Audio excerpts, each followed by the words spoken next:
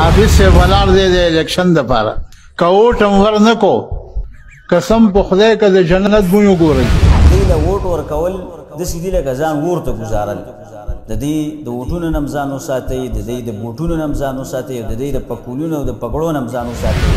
چې دومره پاک خلک تاسو راسم لوئ د دنیادارو دپاره والله کم خدایم پرېږدي دا مې درته په ورورولۍ ووي د اسلام په نوم باندې دی خلک مړه کړه د اسلام په نوم باندې دی خلک ووایل ختم یې کړه د اسلام په نوم باندې پردی بچی مخکې کوي او ځان وروسته کوي دا هغه خلک ګنې د اسمان دشمني به بیا به سره لګي د ثواب په نیت به حافظ سعید ته ووټ ورکوئ انشاءالله د اسمان دشمني ستا په ووټ کې د اسمان دشمني پرته ده ستا دین تا ته صرف دا ښودنه کړې ده تا په مدرسه کې دا خبرې یادې کړې دي افسوس دی د داسې خلکو په حال باندې دي ته علما مونږ نشو ویلی دا صرف د علماو په جامه کې دي او دا خلک علما نه دي دا خلک د دین سره څه کار نه ساتي څه تعلق نه ساتي او نه د دوی په ووټ باندې ته جنت ته تللی شي او نه پې تاله دنیا جوړوي او نه د له پې آخرت جوړوي بسم الله الحمدلله والصلاة والسلام علی رسول الله د دین په نوم باندې دنیایي مولیان او هغه داړهماران چې هغوی ځان دین ته منصوبوي چې مونږ د دین نشر و اشاعت کوو او اسلام په ملک کې راولو په معاشره کې اسلام راولو او دا یو نوم یې خلکو له ورکړی او په دې نوم باندې خلکو له دوکه ورکوي چې مونږ له اوټ راکوي مونږ به دلته اسلام راولو په 50 کاله کې تا اسلام رانه وسته نو ته بیا نن څنګه راولي او ستا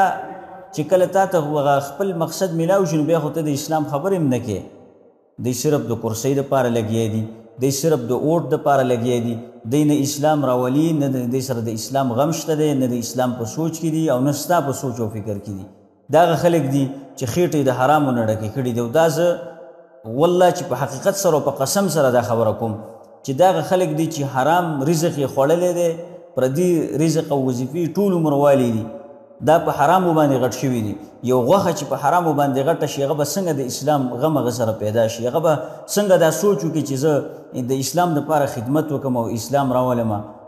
هیڅ کله دا نشي کېدی دا هیڅ کله نشي کېدی دوی له ووټ ورکول داسې دي لکه ځان اور ته ګزارل د دې د ووټونو نه هم ځان وساتئ د دې د بوټونو نه هم ځان وساتئ او د دې د پکولونو او د پګړو نه هم ځان وساتئ